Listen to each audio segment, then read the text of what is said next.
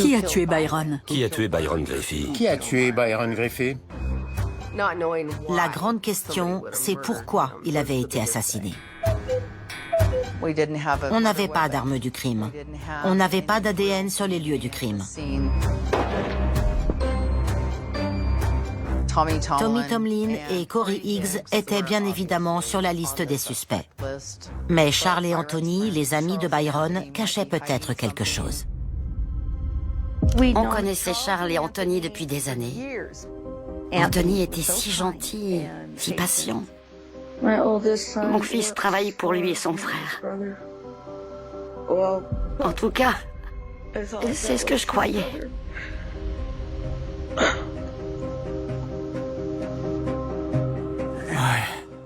Charles et Anthony ne sont pas frères. Ils sont ensemble. Ils sont amants.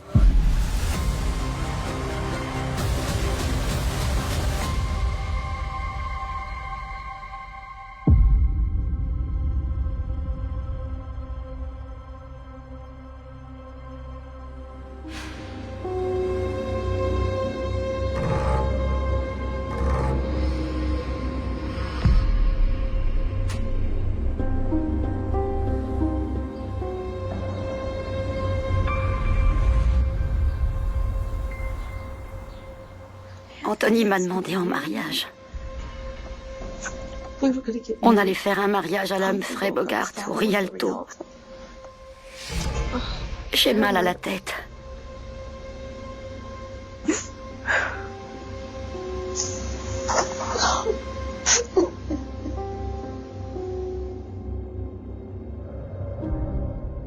C'était dingue.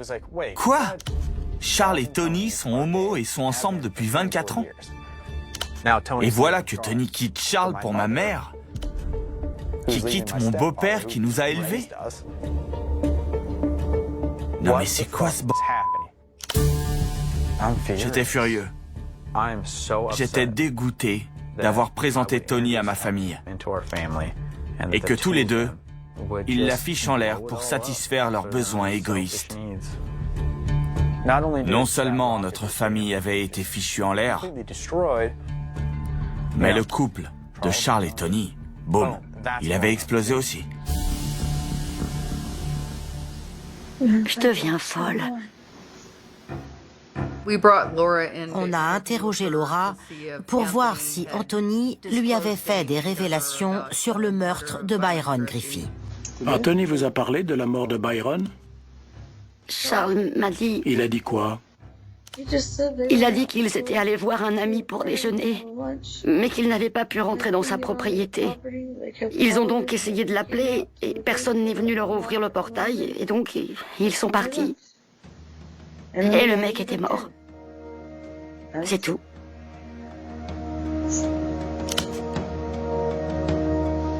Anthony ferait de mal à personne. Ça, je sais pas. Je les connais ni l'un ni l'autre. Non. Vous avez souvent été en contact avec Charles ces 5 dernières années? Très souvent. Et que savez-vous sur Charles? Charles est dangereux. Il me fait peur. Pourquoi? Je sais pas, mon intuition me dit ça, alors qu'elle m'a rien dit d'autre. Si ces deux types ont trempé dans cet homicide, l'un ne peut pas laisser partir l'autre. Anthony ferait de mal à personne. On dit ça, mais on peut avoir une surprise.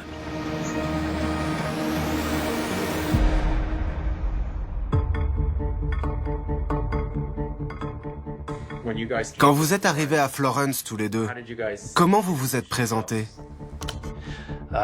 Au départ, on a dit qu'on était frères. On s'est dit que ça nous aiderait à faire notre trou en ville.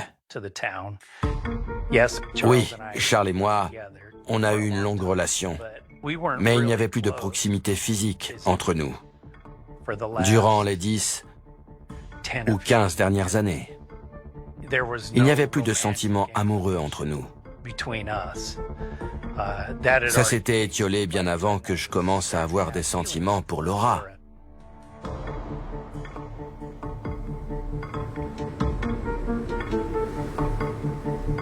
Quelques heures avant que tout ça n'arrive, J'ai dit à Charles, que ce soit clair, je ne resterai pas avec toi. Charles avait un caractère très autoritaire et j'étais prêt à renoncer à nos entreprises ou à mes objets personnels pour essayer d'être heureux. Laura m'a dit qu'elle allait déménager, qu'elle avait un point de chute. Donc, j'ai fourré quelques vêtements dans un sac poubelle, je l'ai balancé dans la voiture et je suis parti. Je savais que Charles voudrait se venger. Je savais que ça poserait problème à l'avenir. Mais j'espérais que ça s'arrangerait. Mon côté optimiste, j'imagine. Avant même que j'aie retrouvé Laura, Charles l'avait appelée et lui avait tout balancé. Donc elle était en plein flip. Je lui ai dit que c'était vrai, mais qu'on n'avait plus de relations physiques depuis des années, que c'était un arrangement de convenance parce qu'on travaillait ensemble. Je lui ai dit que j'allais reparler à Charles. J'espérais le raisonner, faire appel à son humanité. Je suis reparti à la maison. Quand je suis arrivé, Charles était sorti. Donc, je lui ai laissé un mot. J'avais des cartes de crédit et un téléphone professionnel. Je les ai posées sur la table et je suis parti. J'étais policier à Florence en 2012. Un dimanche soir, je crois, le commissariat a appelé. Anthony a disparu, il a laissé une lettre de suicide. Service d'urgence, j'écoute. Charles pensait qu'Anthony allait se suicider. Il était en larmes. Il m'a dit qu'il aimait Anthony, qu'il espérait qu'il allait bien, et il nous a dit d'aller voir où étaient les chevaux. Ma mère était dans tous ses états. Elle a dit, Charles dit qu'Anthony veut se suicider, il faut le retrouver. Donc avec mes amis, on a sillonné la ville en voiture. Il y avait des voitures de police partout, qui allaient à l'église, au resto, sur la grande rue, partout. Donc on s'est demandé, où est-ce qu'il a pu aller? Qu'est-ce qu'il a pu faire? Où est-ce qu'il pourrait se tuer? Je n'étais au courant de rien. Je passais du temps avec mes chevaux. Oui, j'avais une arme à feu avec moi, mais à l'époque, j'en avais toujours une. Deux agents de la police de Florence sont arrivés. Je leur ai dit bonjour. Ils ont répondu « Comment vous vous sentez ?» J'ai fait « Ça va et vous ?» En fait, ils essayaient de voir si j'étais suicidaire. Si j'avais voulu me suicider, je l'aurais fait. Rien ne m'en aurait empêché. Mais je n'avais aucune envie de me suicider. Les policiers m'ont emmené au commissariat de Florence. Vous avez une arme sur vous? Non. Les enquêteurs ont vu la lettre qu'Anthony avait laissée. Certains ont cru que c'était des aveux pour le meurtre de Byron Griffey. J'ai le mot, ici.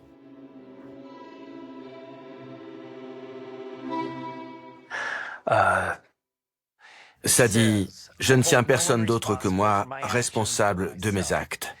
Je veux que personne d'autre que moi ne soit tenu responsable de ce que j'ai fait. Et j'ai signé Anthony S. Wright. Je ne sais pas.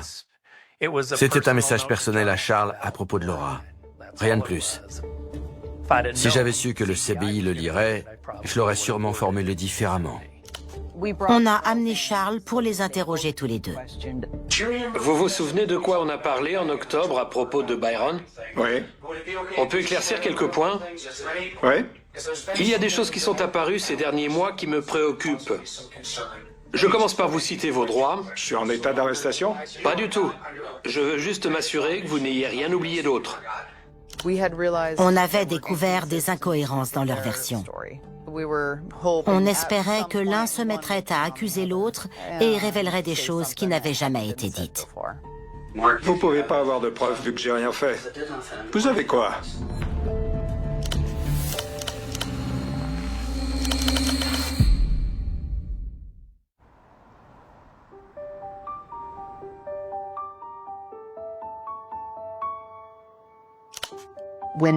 Quand j'ai appris que Charles et Anthony n'étaient pas frères, je me suis sentie trahie. Je crois que beaucoup de gens à Florence ont ressenti la même chose. C'est comme si la ville entière avait été dupée.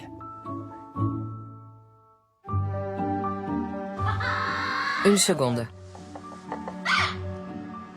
Quand Charles et Anthony se sont installés ici il y a 20 ans, ce patelin n'était pas prêt à accepter qu'un couple homo dirige des pompes funèbres. Ils devaient être frères pour être acceptés à Florence. C'est triste, bien sûr, mais regardez ce qu'ils ont accompli. Ils ont bien réussi dans cette ville. Ils avaient beaucoup d'entreprises, beaucoup de biens immobiliers, beaucoup d'amis. Donc, voilà.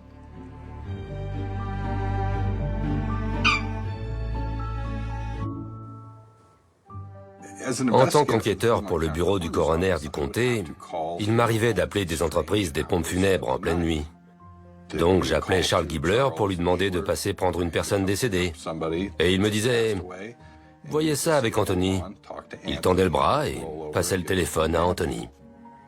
Je sais pas vous, mais moi, je ne dors pas dans le même lit que mon frère. L'homosexualité a toujours existé dans ce monde. Ça ne date pas d'hier. On est comme ça, c'est tout. Mais certaines personnes ne peuvent pas l'accepter. Le dissimuler et ne rien dire à personne, c'est une façon de se protéger. J'ai du mal à réaliser à quel point leur relation a duré longtemps. Ils se sont véritablement construits une vie tous les deux. Et j'ai aussi beaucoup de mal à accepter que Tony ne m'en ait jamais parlé. Et étant gay moi-même, je me demande comment j'ai pu rater ça. Je comprends qu'il n'ait pas eu envie de le crier sur les toits, mais ils faisaient quasiment partie de la famille. Ils auraient pu nous confier leurs secrets.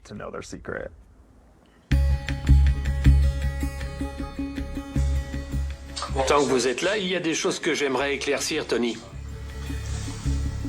Il y a des choses pas claires, Charles.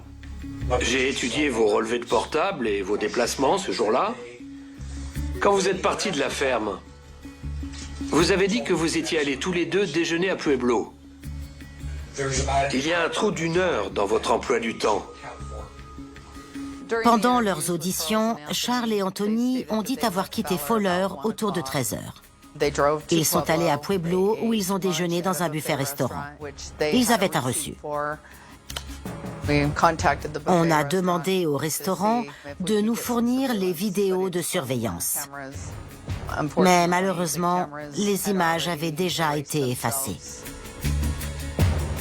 Si on regarde la chronologie, ils sont partis de Fowler un peu avant 13 heures. Il y a environ 35 minutes de route jusqu'au buffet-restaurant. Le reçu montre qu'ils ont payé à 14h26. Et dans cet établissement, on paie avant de manger. Il y a donc un trou de presque 1 heure dans leur emploi du temps.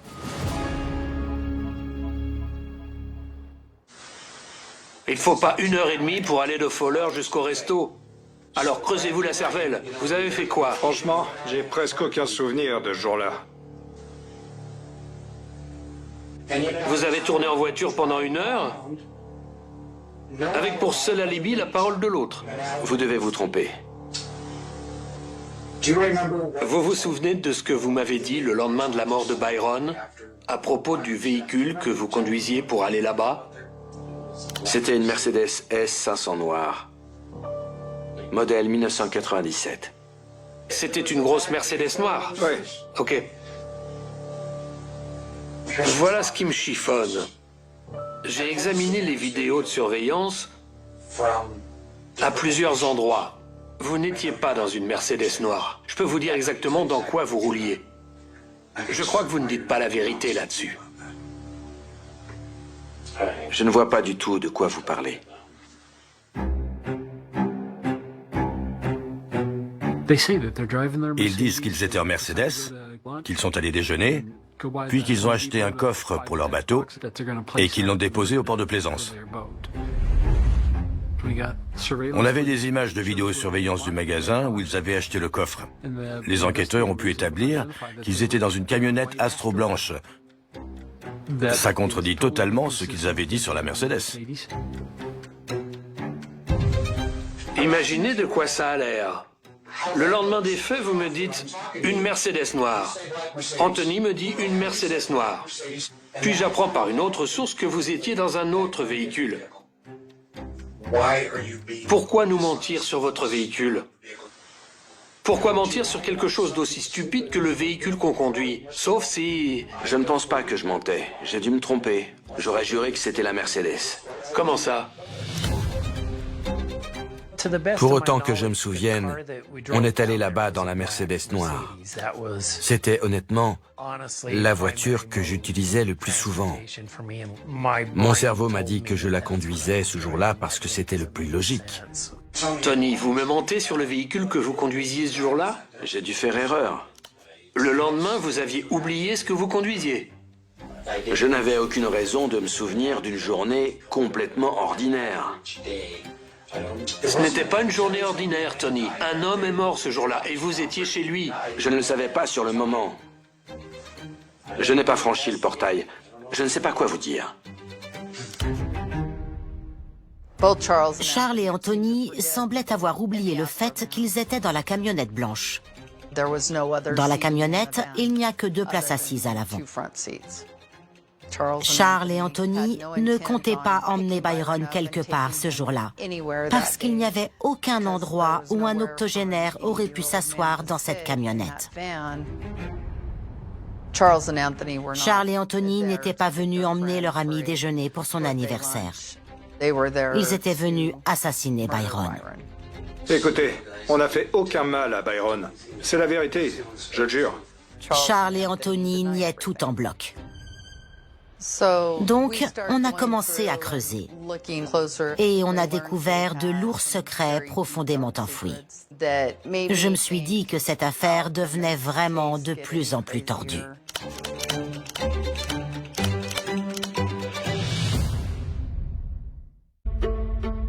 Le CBI m'a dit que Charles et Anthony étaient soupçonnés. Ils avaient un mobile pour tuer mon père. C'était l'argent. La police se concentrait vraiment sur Charles et Anthony. Ça m'a poussé à me poser des questions sur mon fils Corey. Charles et Anthony étaient les seuls à savoir qu'ils seraient à la ferme. Je n'imagine pas mon père appeler tout le monde ce matin-là en disant qu'il irait à la ferme. C'est en pleine campagne. Personne à la ronde pour entendre ou voir quoi que ce soit. Donc oui, je pense que c'était prémédité. On n'a pas revu Byron vivant après le départ de Charles et Anthony. Donc oui, tous les accusent.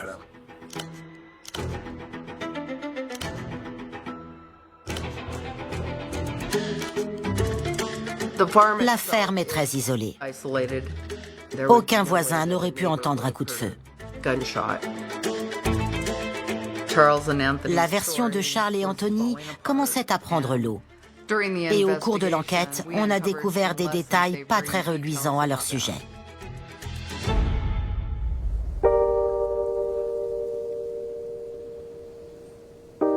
La plupart des entrepreneurs de pompes funèbres sont là pour aider les gens. Mais certains sont là pour profiter d'eux à un moment difficile. L'entreprise pour laquelle je travaillais avait une excellente réputation dans la ville. Elle existait depuis plusieurs générations. Puis ces 2 mecs sont arrivés et ils ont écrasé tout le monde.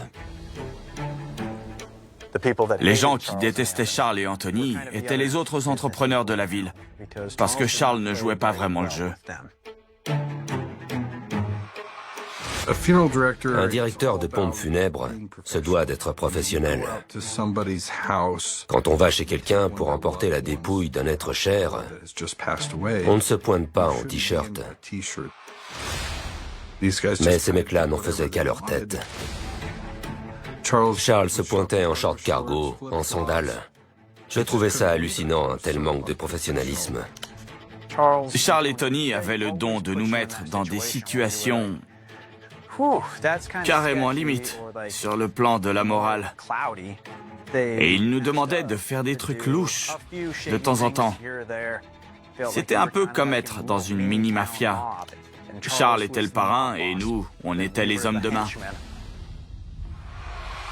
Ils faisaient des choses qui ne se font pas. Et on avait le sentiment qu'ils nous avaient dans le collimateur.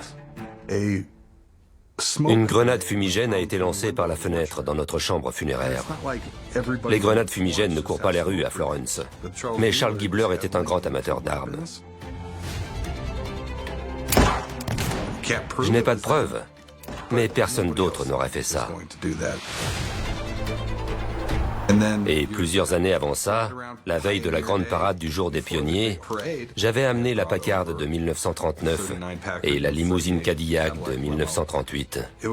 Bill Holt, le propriétaire des pompes funèbres, tenait beaucoup à ce que ces voitures défilent dans la parade. On les a garées la veille au soir. Le lendemain matin, les faisceaux d'allumage avaient été sectionnés. Les voitures ne pouvaient plus démarrer. Quelqu'un qui ne voulait pas qu'on participe à la parade avait coupé les câbles. C'était clairement Charles et Anthony. Qui d'autre aurait fait ça? Charles adorait raconter comment il roulait le fisc, le gouvernement ou tout autre représentant de l'autorité. Il a fondé son église pour être exempté d'impôts et pour y faire passer d'autres types de revenus. Ce n'était pas sa première arnaque fiscale. Charles m'avait dit que cette église, c'était une super niche fiscale. C'est pour ça qu'ils avaient fait ça.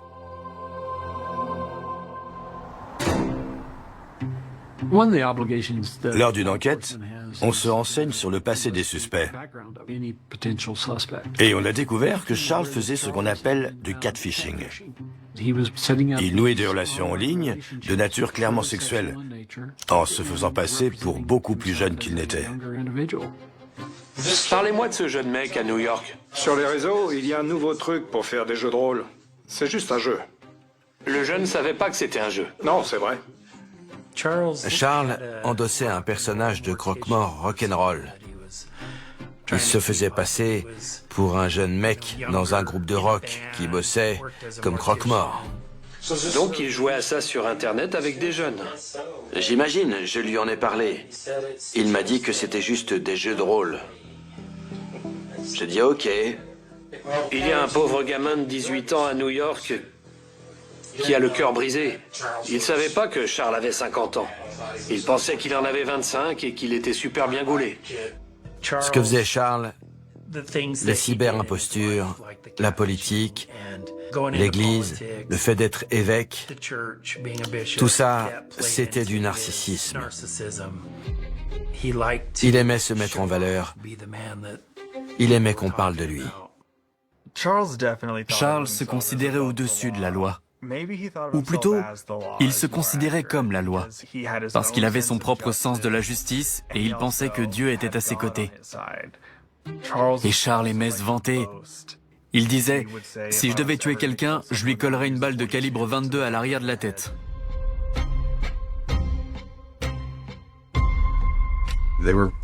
Ils étaient une menace pour cette ville et ses habitants. Avec Charles et Anthony, c'était toujours des magouilles. Il faut aussi s'interroger sur ce qu'il est arrivé à Irene Whitty. Irene Whitty et son mari, Frank, avaient passé presque toute leur vie à Florence. Ils avaient l'entreprise de pompes funèbres voisine. Quand Frank Whitty est décédé, on a pris soin de son épouse, parce que sa famille l'avait laissé tomber. Charles et Tony m'avaient raconté à quel point la famille d'Irene avait été horrible avec elle et qu'ils avaient dû s'en occuper. Ils lui apportaient de la soupe, ils la nourrissaient, ils l'emmenaient chez le médecin. Charles a pris en main les finances d'Irene. Une semaine avant sa mort, elle a modifié son testament et elle leur a tout légué. On parle de 700 000 à 1 million de dollars. Je suis convaincu à 100% que Charles était impliqué dans la mort d'Irene. Je pense vraiment que Charles et Tony, l'un comme l'autre, étaient capables de tuer. Il leur arrivait d'évoquer différentes manières d'assassiner quelqu'un en trafiquant ses médicaments, par exemple. On glisse un cachet empoisonné au milieu des autres et on secoue le flacon. On ne peut pas savoir quand la personne l'avalera et on aura sûrement un alibi ce jour-là. Je ne sais pas comment ils faisaient, avec les pompes funèbres, le restaurant, le magasin de guitare et toutes les voitures qu'ils avaient. $1 million, ce n'est pas beaucoup quand on achète des entreprises, qu'on doit couvrir les dépenses, payer les employés. L'argent part vite. Charles et Anthony avaient toujours été dépensiers. Ils aimaient claquer leur fric. Mais après la mort de Byron, c'est monté d'un cran. Ils ont acheté des bateaux, des jet skis. Ils jetaient l'argent par les fenêtres. Pourtant, les affaires n'étaient pas très bonnes. Charles et Tony ne gagnaient pas grand-chose. Les services fiscaux du Colorado voulaient fermer certains des établissements gérés par Charles et Anthony pour impôts non payés. Ils avaient des soucis financiers. Ça nous a amené à penser que ça pouvait être un mobile important pour le meurtre de Byron. L'étape suivante était d'obtenir un mandat de perquisition pour la camionnette blanche. On savait qu'ils avaient déposé le coffre au port de Plaisance. On s'est dit qu'ils s'y étaient peut-être débarrassés de l'arme du crime. On a envoyé des plongeurs. Malheureusement, on n'a pas réussi à retrouver l'arme dans les eaux du port de Plaisance. On n'a rien trouvé non plus dans la camionnette. Il n'y avait pas d'ADN, il n'y avait pas de sang. On était de retour à la case départ. Dans le même temps, on n'avait pas pu exclure de la liste des suspects Tommy Tomlin et Corey Higgs. Tommy Tomlin était passé au détecteur de mensonges et il avait échoué. On ne pouvait pas savoir précisément où se trouvait Corey et son alibi comportait des lacunes. On a creusé un peu et on a découvert que Corey avait une très bonne raison de s'en prendre à Byron. Vous êtes déjà passé au détecteur de mensonges? Non. Vous savez comment ça fonctionne? Je sais pas grand-chose. Sauf qu'on mesure le rythme cardiaque, la respiration, la tension, des trucs physiologiques. Corey est extrêmement intelligent. Il peut prendre le contrôle de n'importe quelle situation où il se retrouve. Vous avez bien dormi cette nuit? Pas très bien. Il s'est passé quoi cette nuit? Je n'arrêtais pas de penser à aujourd'hui. À aujourd'hui? J'étais nerveux. Je cogitais sans arrêt. D'accord. Que voulez-vous que ce test prouve aujourd'hui? Que je n'étais pas là-bas, que je n'ai rien à voir là-dedans, que ce n'est pas moi. D'accord. Donc, je ne veux pas insister là-dessus. C'est clairement difficile pour vous de parler de ce qu'il s'est passé.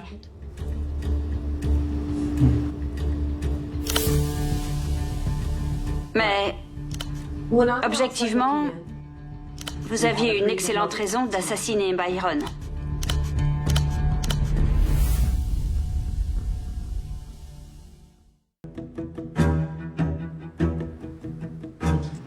De ce que je comprends, vous avez accusé Byron de vous avoir agressé sexuellement.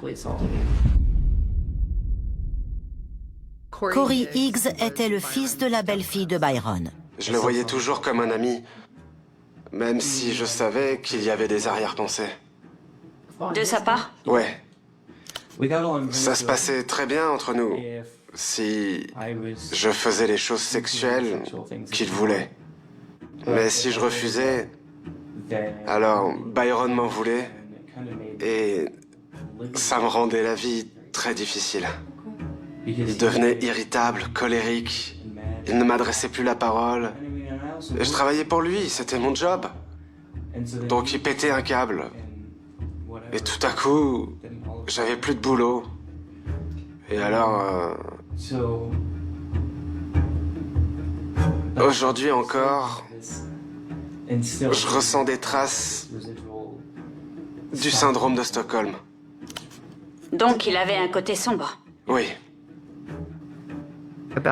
Environ un an avant le meurtre, Corey avait dit que Byron le payait en échange de faveurs sexuelles et que c'était comme ça que Byron s'occupait de lui. Y a-t-il eu un moment où vous étiez consentant? On pourrait dire que oui, j'étais consentant, mais j'aimais pas l'idée qu'il me fasse tout ça. Il me plaisait pas, ce qu'il me faisait me plaisait pas, ça me fait honte. Je devrais pas, mais j'ai honte. Je pense que Corey a accusé Byron parce qu'on refusait qu'il revienne habiter avec nous. Accuser mon père, ça ressemble à... une tentative de nous faire du mal à nous. Avant 2012, vous aviez déjà pensé à vous venger de quelqu'un? Oui. Byron a été arrêté. On a parlé avec Byron après sa libération sous caution et il nous a dit qu'il n'avait rien fait. Je l'ai cru. Une enquête a été ouverte et Byron a été mis en examen pour agression sexuelle sur mineur par une personne en position d'autorité. Il a été déclaré coupable. Après ça, mon père n'avait plus le droit de voir ses petits-enfants. Lui qui était si affectueux et si attentionné, il est devenu déprimé et renfermé. Il était honteux et gêné que les gens croient les allégations de Corey. Il avait peur que Corey ne demande des dommages et intérêts. Je connaissais Byron depuis longtemps. On était amis. Quelques semaines avant sa mort, Byron m'a dit « J'ai une lettre à te confier ». La lettre était dans une enveloppe cachetée. Il m'a dit « S'il m'arrive malheur, surtout autopsie-moi et lis cette lettre ». Il était inquiet à cause de la situation entre Corey et lui. Est-ce qu'il se sentait menacé? Est-ce que quelque chose qu'il craignait était sur le point de se produire? Je me demandais ce qui aurait pu pousser Corey à assassiner Byron. Du temps avait passé. Le procès était terminé. La seule chose que Corey avait obtenue, c'est de montrer que Byron était responsable. Mais du coup, Corey avait perdu toute sa famille. Avez-vous tué Byron? Non. Avez-vous demandé à quelqu'un de le faire? Non. Êtes-vous allé chez lui? Non. Êtes-vous allé à la ferme? J'ai pas mis les pieds à la ferme depuis... presque 3 ans. Corey est passé au détecteur de mensonges. On a reçu les résultats. Il avait réussi le test. On a rayé Corey de la liste des suspects. On n'avait aucune preuve que Corey était présent ou qu'il était impliqué. La seule chose qui le reliait au crime, c'est qu'il avait été victime d'agression sexuelle de la part de Byron Griffith. On n'avait aucune raison de le soupçonner. Je suis convaincu que si Corey était allé à la ferme, Byron aurait immédiatement appelé la police. Byron n'aurait pas ouvert la porte à Corey avant le meurtre. Au cours de l'enquête, on a découvert un aspect de la personnalité de Byron que peu de gens connaissaient. Tous les jeunes garçons savaient que si on avait besoin d'argent, il y avait moyen d'en gagner en allant voir Byron. Je n'ai jamais eu plus de détails. Je pense que Byron était gêné. Il faut bien comprendre que les hommes de son âge qui étaient gays n'en parlaient jamais. Byron avait divorcé de la mère de Lynette longtemps auparavant. Personnellement, je n'ai jamais parlé de sexualité avec lui. Mais je pense qu'il se sentait très seul et qu'il aurait eu envie d'être avec quelqu'un.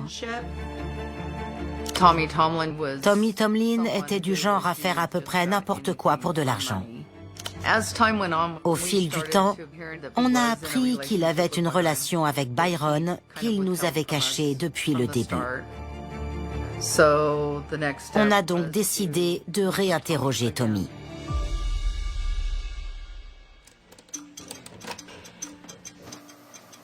J'aimerais éclaircir ce point. Moi aussi, parce que j'ai aucune envie de vous revoir.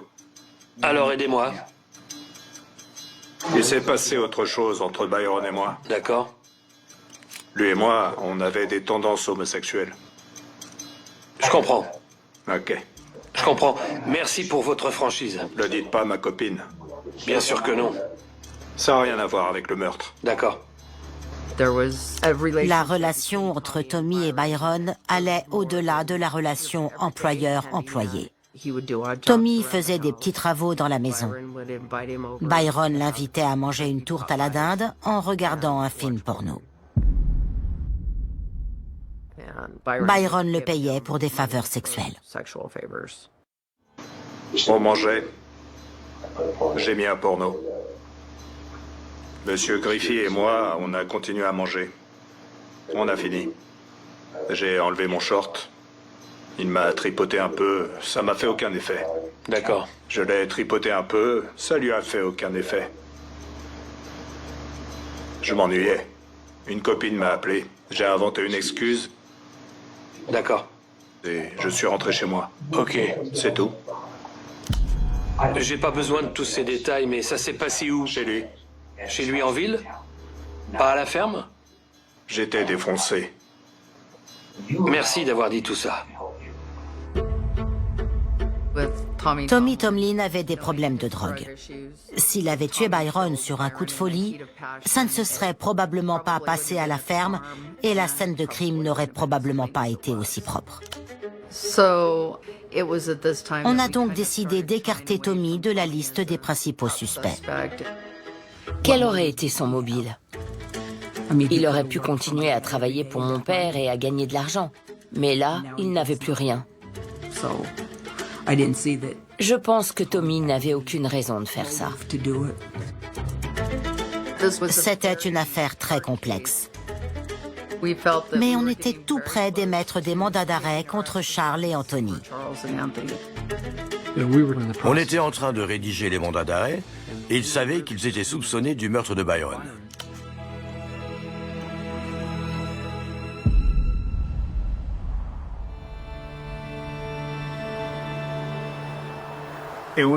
C'était une période difficile. La famille avait explosé. Ma mère avait quitté mon beau-père Dave pour Tony, et maintenant il y avait cette enquête pour meurtre dans laquelle Charles et Anthony étaient soupçonnés. Mais ils m'assuraient qu'il n'y était pour rien et que tout s'arrangerait.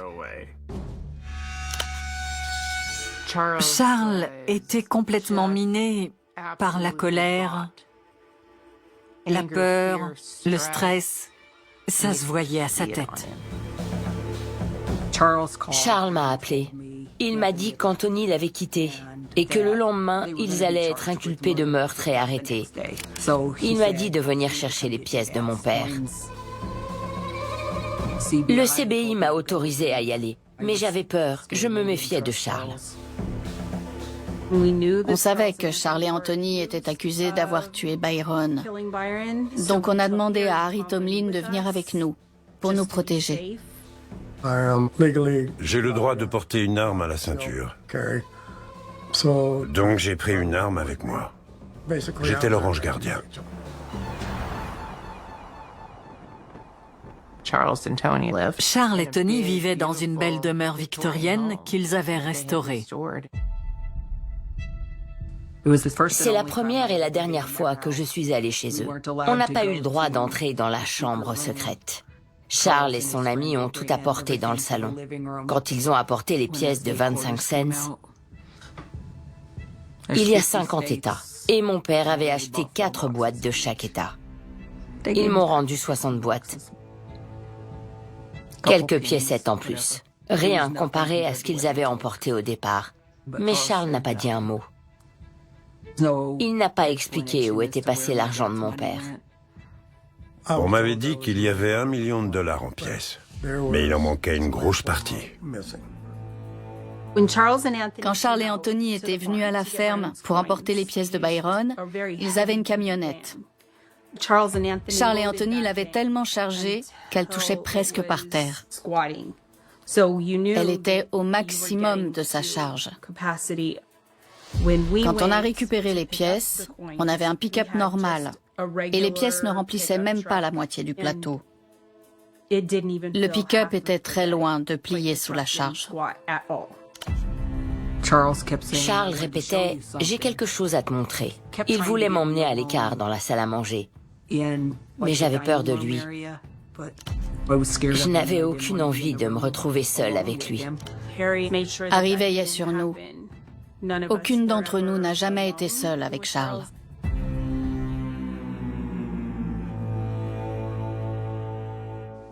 Sur la route du retour, j'ai appelé le CBI et je leur ai raconté tout ce qu'il s'était passé. J'ai raccroché et on a continué à rouler.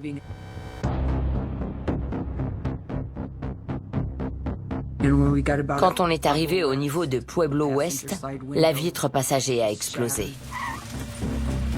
Quelqu'un dans un véhicule a tiré dans la fenêtre passager, nous a dépassés, et puis, au carrefour suivant, a fait demi-tour et est reparti vers Florence.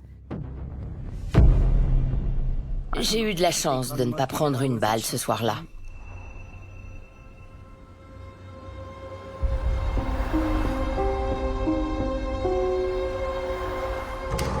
Le lendemain, j'ai essayé d'appeler Charles. J'avais des questions de boulot à lui poser. J'avais discuté avec Pam au restaurant. Elle essayait aussi de le joindre. J'ai eu un appel d'Angela, qui dirigeait la chambre funéraire. Elle n'arrivait pas à contacter Charles, et elle voulait que je la rejoigne chez lui, mais j'ai refusé.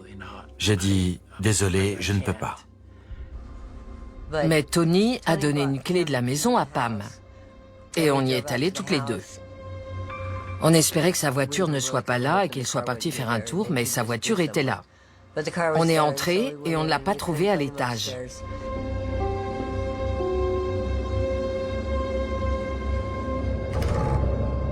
On est redescendu. Il était dans la salle de bain du rez-de-chaussée.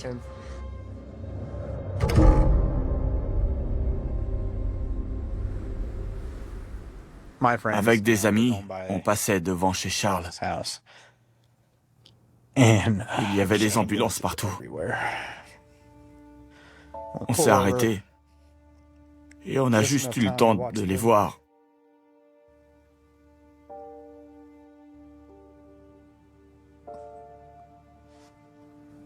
L'emmener sur un brancard et je me suis dit, c'est quoi ce...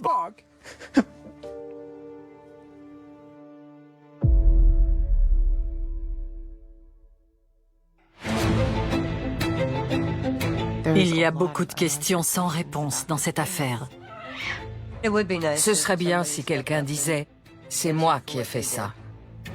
C'est dingue toutes les questions qui me restent 12 ans après. C'était bizarre que Charles meure comme ça. Quelqu'un voulait qu'il meure. Pour moi, c'est un suicide, parce qu'il ne voulait pas aller en prison.